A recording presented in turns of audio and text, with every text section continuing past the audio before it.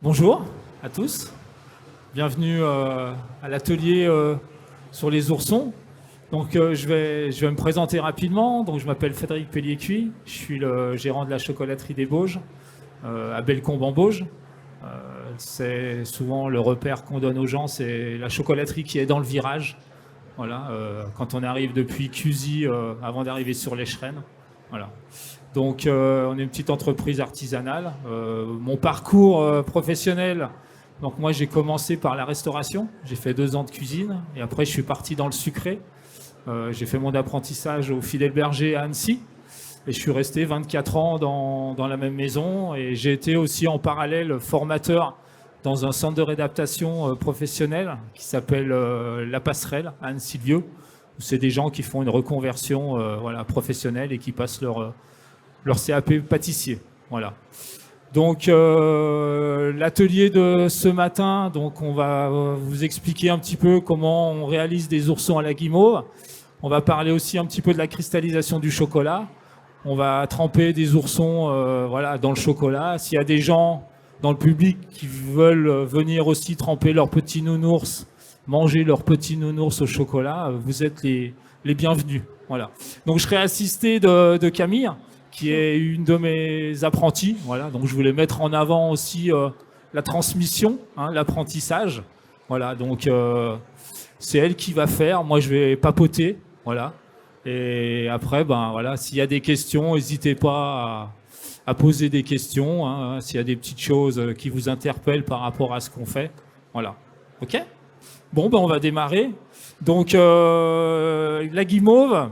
Donc nous, notre guimauve, elle est composée de 2 sucres, on appelle du sucre en poudre, du saccharose, et du sucre inverti. Donc c'est un sucre qu'on utilise beaucoup en chocolaterie, en confiserie, en glacerie. Voilà. Donc là, Camille, elle va le mettre dans la cuve du batteur. Donc c'est un sucre qui est très crémeux, voilà, qui a une texture très pâteuse et qui a un pouvoir sucrant plus élevé que le saccharose. Voilà. Donc lui, ça va être surtout, il va nous donner de l'élasticité et de la texture à notre guimauve. D'un autre côté, dans une casserole, on a de nouveau du sucre inverti, du sucre en poudre, un petit peu d'eau, et on a mis une gousse de vanille. Voilà.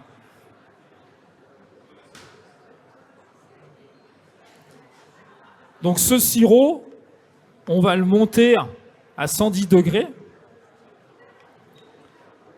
Et on a ici de la gélatine. Donc nous, on utilise de la gélatine en poudre. Après, vous pouvez utiliser des feuilles de gélatine. Hein, je crois que vous avez une recette. Donc si vous utilisez des feuilles de gélatine, vous les trempez dans l'eau. Il n'y a pas d'histoire de poids d'eau. Nous, vu que là, c'est de la gélatine en poudre, on a un poids à respecter pour pas que la gélatine, elle soit... On va pas mettre 1 litre d'eau pour 18 grammes, 19 grammes de gélatine. Voilà, donc en général, c'est 4 à 5 fois son poids en eau. Voilà, donc on l'a réhydraté déjà il y a un petit moment. Il faut compter une bonne vingtaine de minutes. Et là, maintenant, on va faire notre sirop.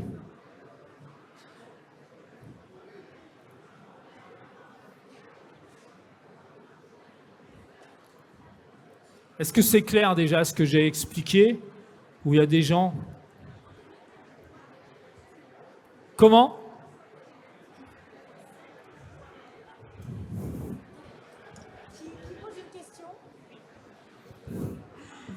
Quand vous donnez le poids, quand vous donnez le poids de la gélatine, c'est le poids réhydraté ou le poids sec? Non, c'est le poids sec. Voilà, le poids que vous avez, c'est le poids uniquement de la gélatine. Voilà. Et après, dans la recette, vous avez 2 fois de l'eau. Vous avez une fois de l'eau pour le sirop et une fois de l'eau pour réhydrater votre gélatine. Alors après, dans la recette, je crois que c'est écrit gélatine 200 Bloom. Donc ça, le Bloom, c'est le pouvoir gélifiant de la gélatine. Hein, selon la gélatine que vous allez acheter, il peut y avoir de la 180 Bloom, de la 220. Donc plus c'est élevé, plus le pouvoir gélifiant il est élevé aussi. Voilà. Alors, je ne sais pas où il y a le micro. Tu poses une question. Ça chauffe, ouais. On va peut-être augmenter un peu.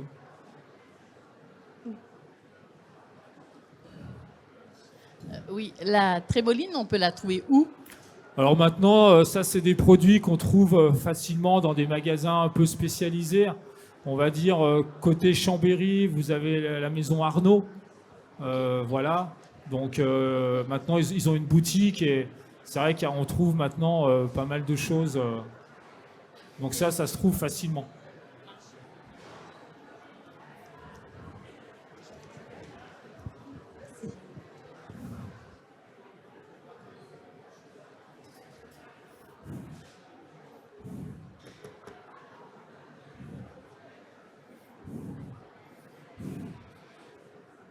Donc là, au niveau de la cuisson, si par exemple on dépassait les 110 degrés, on se retrouvait à 115 degrés, pas de panique, vous rajoutez de l'eau, ça va redescendre, et après vous recuisez.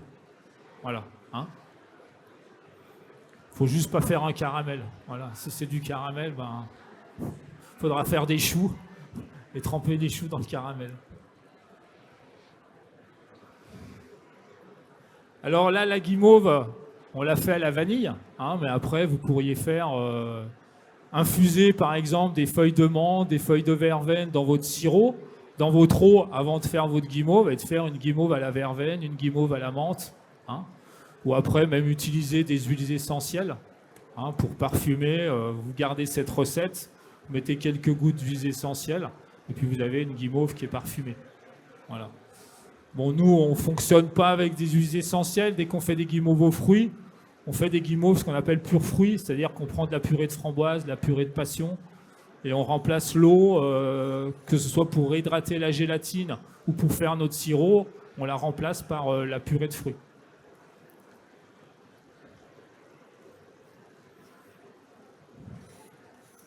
Donc après, bah, pour la cuisson, bah, vous utilisez un thermomètre hein, ou une sonde. Donc nous, on utilise ce qu'on appelle un thermomètre confiseur. Je suis encore assez à l'ancienne, moi. Donc,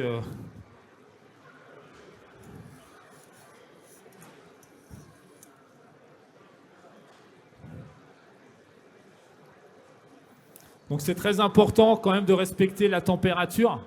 Parce que si vous êtes au-dessus de 110 degrés, vous allez avoir une guimauve qui va être trop sèche. Et si vous êtes en dessous, bah vous allez avoir une guimauve qui va être trop molle, qui va avoir du mal à prendre, parce qu'il y aura un peu trop d'humidité à l'intérieur.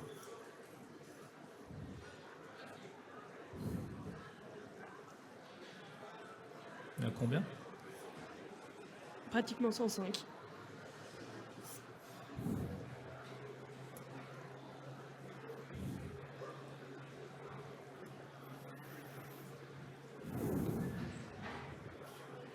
Donc nous, pour la guimauve, on va prendre des moules en silicone, hein, souple, qu'on a graissé. Hein, ça c'est important, si vous pochez une guimauve dans des moules, de bien graisser vos moules. Parce qu'autrement, pour les démouler, ça va être très compliqué. Comment? Alors nous, on a une bombe à graisse. Maintenant, on arrive à trouver ça facilement. Après, vous pouvez faire avec un petit peu de beurre. L'huile, vous pouvez aussi. Le problème de l'huile, c'est que des fois, ça peut altérer quand même vos moules après. Au nettoyage, c'est assez... Voilà. Après, si vous voulez la faire c'est-à-dire, vous pouvez la pocher, hein, faire des boudins de guimauve, pocher ça, couler ça dans un plat à gratin avec une feuille de papier cuisson au fond, hein, pour faire après des cubes. Voilà. Après, une fois que vous avez voilà, votre masse, votre guimauve, après c'est à vous de faire autrement des petits ronds, voilà, vous pouvez faire différentes choses. Donc là, voilà, le sirop, il est à 110 degrés. Donc là, on va incorporer la gélatine qui est réhydratée. Comme ça, on est sûr qu'elle soit bien fondue. Hein?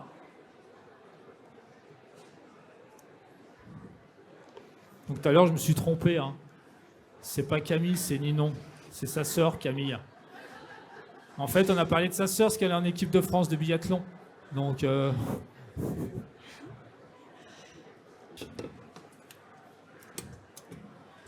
Donc là, maintenant, on va la monter. Voilà, on va monter la guimauve.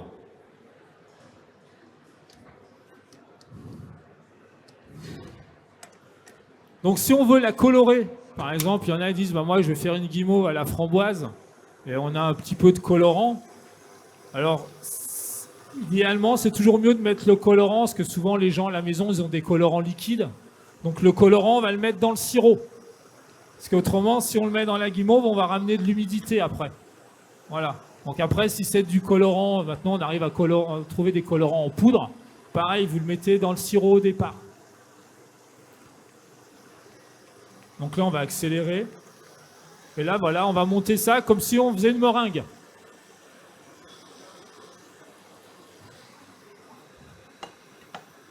Donc pareil, là, la guimauve, on va la faire nature, à la vanille. Mais vous pourriez aussi vous amuser à mettre des choses à l'intérieur, c'est-à-dire mettre des noisettes hachées, des amandes hachées, des cubes d'orange confits. Voilà, vous pourriez vous amuser à faire une guimauve avec un peu plus de mâche à l'intérieur.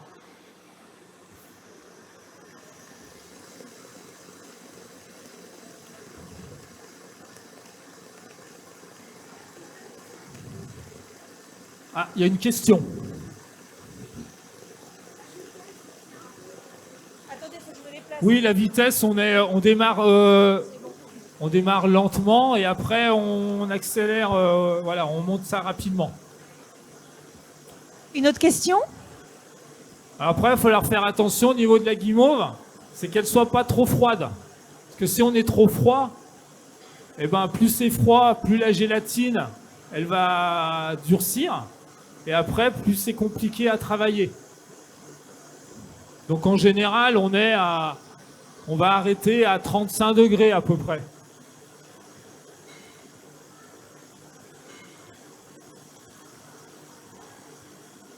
Donc après, il y a une autre façon aussi, c'est qu'on peut aussi se dire, on va d'abord faire le moulage en chocolat dans les moules. Mais dans ces cas-là, il faut des moules rigides. Nous, quand on est à la chocolaterie, on fait des oursons à la guimauve. Là, on a des moules rigides. On moule d'abord de chocolat. On fait ce qu'on appelle un corps creux. Et après, une fois qu'on a la coque de chocolat, on va pocher la guimauve à l'intérieur. Voilà. C'est une autre façon de faire.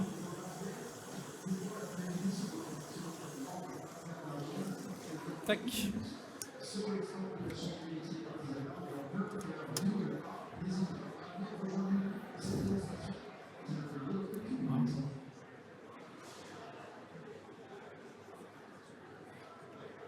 Oh, elle est bien là. Elle est bien. Ouais. Donc là, ben, Ninon, elle va vous... Voilà. Voilà la texture. Donc on pourrait la monter encore un tout petit peu plus. On va la remonter encore un tout petit coup. Donc vous voyez hein, le volume que ça prend. Hein, on part d'un fond de cuve. Et après, ben voilà. Est-ce qu'il y en a qui veulent tenter de pocher dans les moules?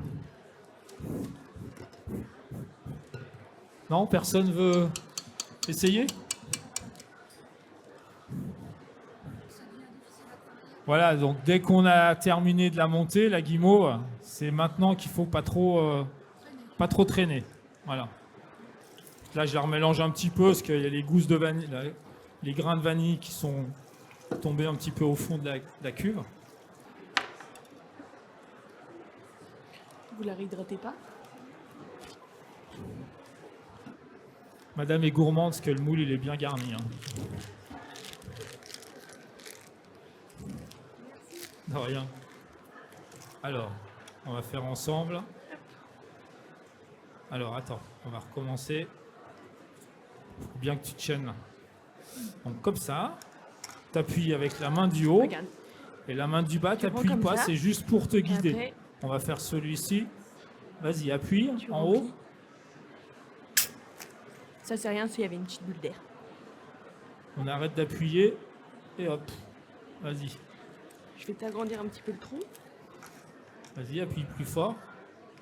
Donc là, les oursons, pour qu'on puisse les démouler tout à l'heure, on va les passer au froid pour accélérer la prise de la gélatine. Hein. Mais normalement, on peut les laisser à température ambiante. Nous, c'est ce qu'on fait. Donc, on va laisser Ninon terminer de pocher. Et puis là, on va démarrer le chocolat. Donc au niveau, là, on va les tremper avec du chocolat noir. Hein. Donc au niveau du chocolat, donc, pour qu'il puisse cristalliser, c'est-à-dire durcir et briller et être cassant, on est obligé de faire ce qu'on appelle une courbe de cristallisation. Donc déjà, là, on va utiliser ce qu'on appelle du chocolat de couverture. C'est pas du chocolat, on va dire, dans le chocolat noir, il y a deux familles. Il y a ce qu'on appelle le chocolat de couverture et le chocolat plutôt à pâtisser, qui est un chocolat plutôt destiné à faire des gâteaux, de la pâtisserie, des truffes. Là, c'est bientôt Noël. Voilà.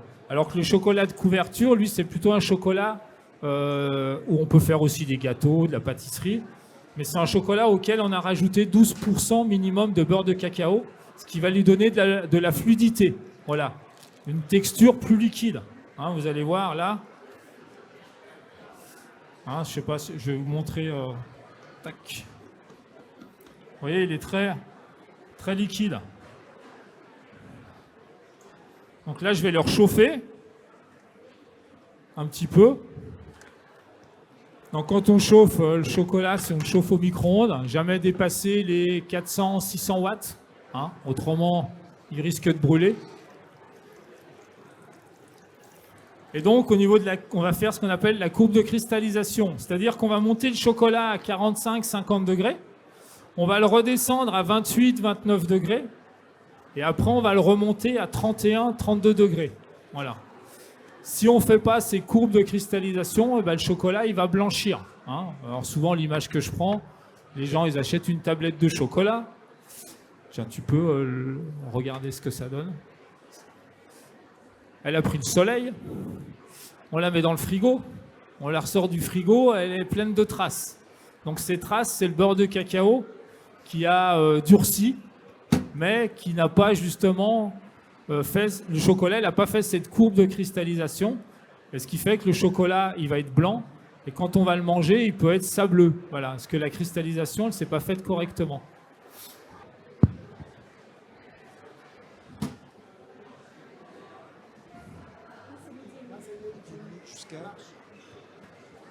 C'est bon? C'est de l'inox, ça. Normalement, c'est bon.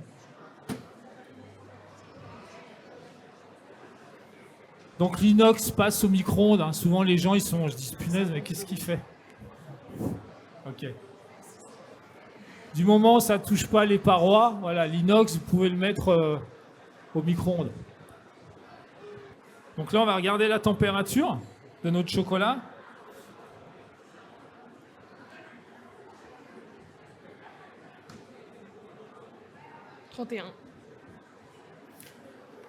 Donc nous, on avait déjà amorcé un petit peu la descente, hein,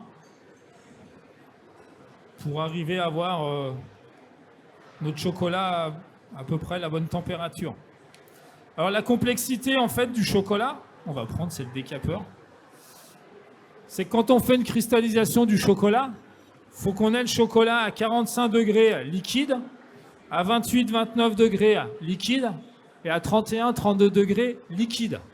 Mais le problème, c'est que... Ah oui, c'est vrai que la prise ne marche pas. Le problème, c'est que le beurre de cacao qui est dans le chocolat, la matière grasse, elle n'a pas de phase transitoire. C'est-à-dire que le beurre de cacao, il est solide et d'un seul coup, il est liquide et d'un seul coup, il va passer solide. Voilà. Il n'y a pas de phase où il va être un peu mou comme un beurre laitier. Donc, si on descend trop en température et on le laisse trop redescendre, il va être épais.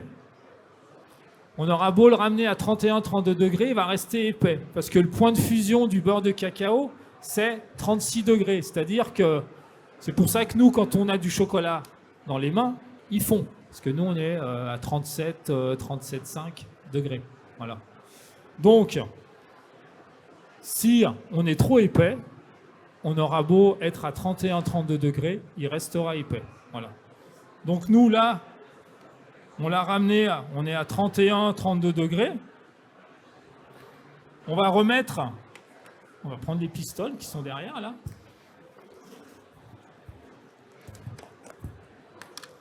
Donc on va le descendre, on va mettre quelques pistoles pour amorcer la bonne cristallisation, pour amener les bons cristaux. Donc, tiens, Ninon, je te laisse mélanger.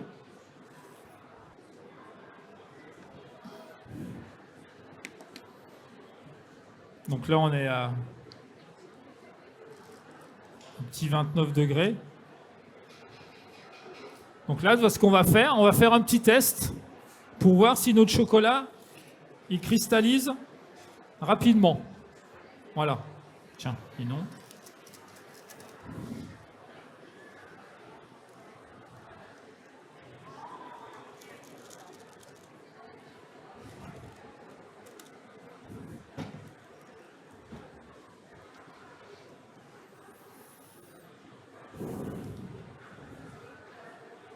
Donc normalement, au bout d'une minute, si le chocolat il commence à durcir sur notre petit papier là, sans avoir de traces, ça veut dire qu'on est, on est bon. Donc après, il va falloir qu'on le ramène à 31, 32 degrés. Merci. Dans la recette, le test de cristallisation, il est marqué après la remontée. Il faut en faire un entre l'étape 2 et l'étape 3. C'est toujours bien d'en faire un déjà avant de remonter, parce que si vous remontez et finalement vous n'êtes pas assez redescendu, et ben voilà, au moins là c'est déjà un pré-test de sécurité à se dire on est sur la bonne voie.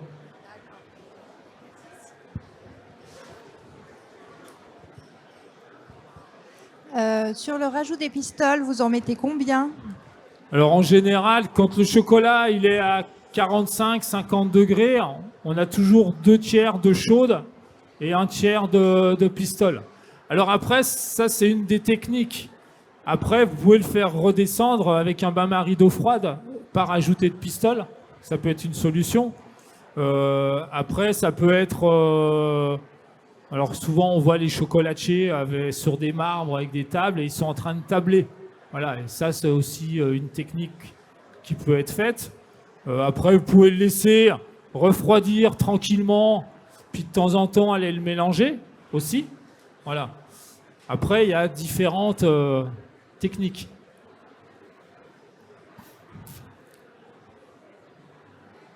Donc là, là, mon test, on voit que ça commence un petit peu à cristalliser, mais j'ai encore des traces. Donc ça veut dire que je ne suis pas assez redescendu.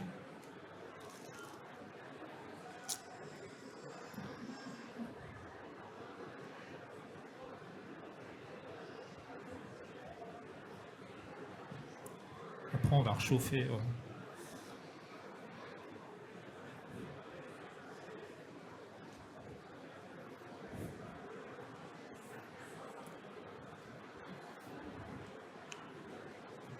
Donc là, maintenant, on est suffisamment froid.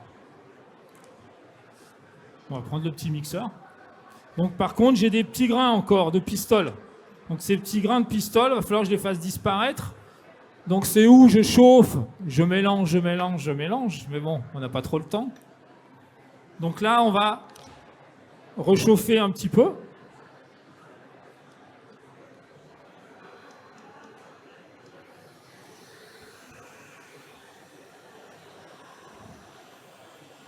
Donc nous, on utilise un décapeur. On peut utiliser un sèche-cheveux aussi. Donc pendant que Ninon, elle termine la mise au point. Donc là, les oursons, ils sont suffisamment froids.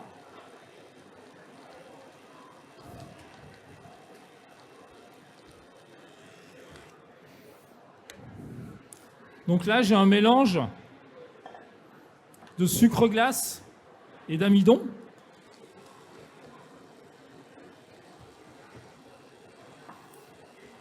Et là, je vais badigeonner mon moule.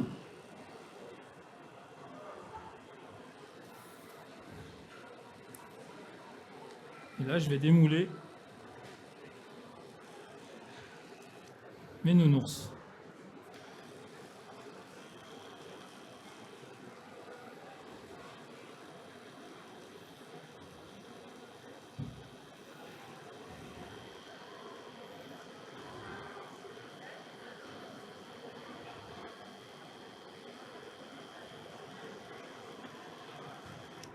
Vous voyez, hein, ça prend quand même, dès qu'on met ça au froid, assez rapidement.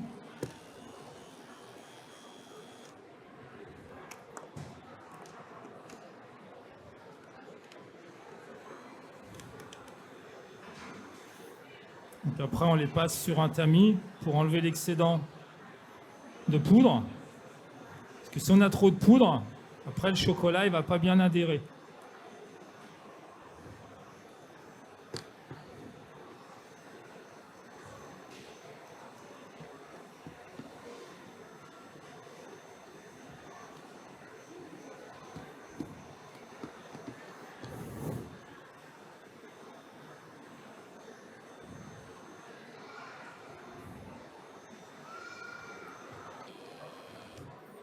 Donc si on avait mis sur une feuille de papier cuisson la guimauve, pour décoller le papier, vous chauffez un petit peu le papier, et après le papier va se décoller tout seul. Le papier cuisson.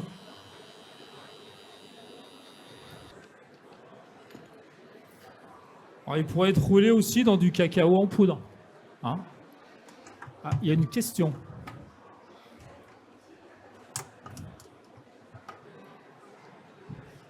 Là, on met un mélange amidon parce qu'en fait, si vous prenez la guimauve sans rien, c'est très collant.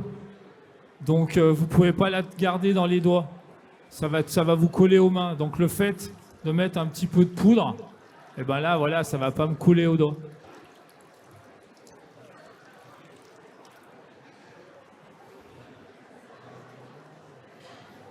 Donc, on met de l'amidon et du sucre glace. Parce que si on mettait avec du sucre glace, ça amène encore du sucre. Hein. Donc si on peut éviter d'en rajouter, hein, il y en a déjà pas mal en confiserie, hein, dans les guimauves. Voilà, donc là j'ai terminé.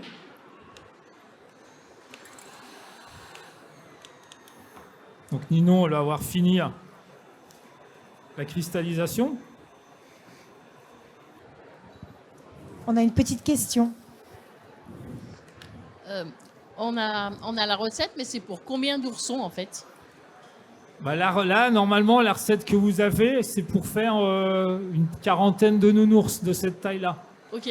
Voilà. Et du coup, pour le chocolat de couverture, il faudrait prendre combien de grammes de chocolat? Alors, après, quand on va tremper le chocolat, les oursons dans le chocolat, il n'y a pas de quantité. En fait, il faut que vous ayez au minimum quand même un bon kilo de chocolat dans le récipient pour pouvoir tremper vos petits nounours.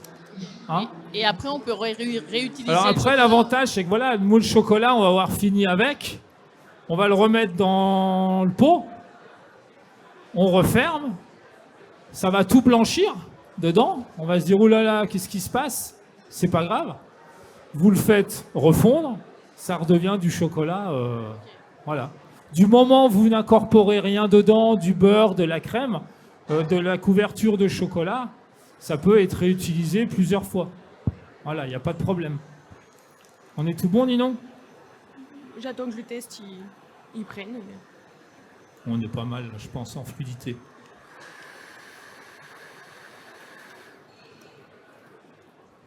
Donc là, on en avait déjà préparé en amont. On a mis des petits bâtons de sucette, quand même plus pratique pour les tremper.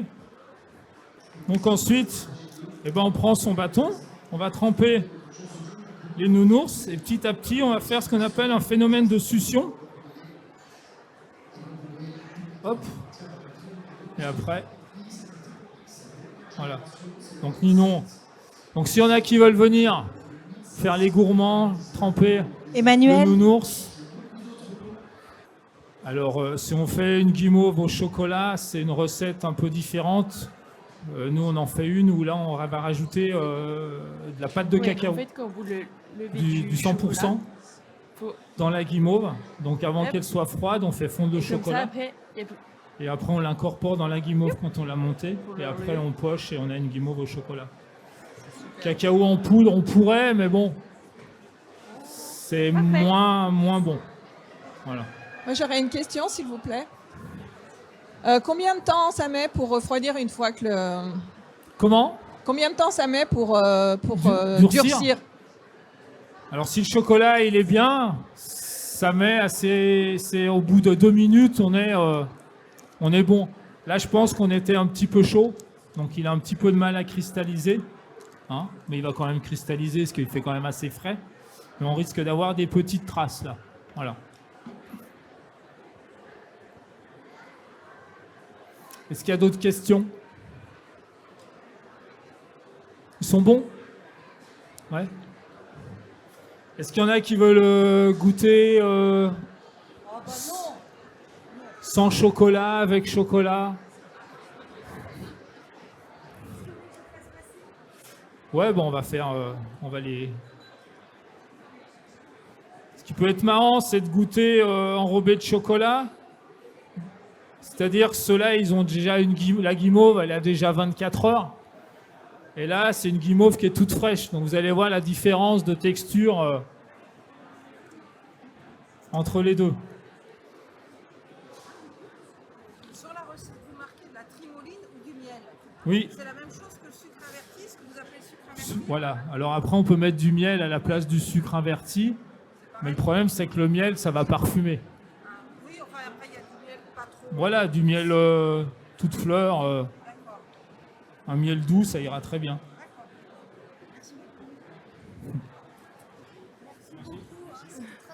Eh ben, merci à vous.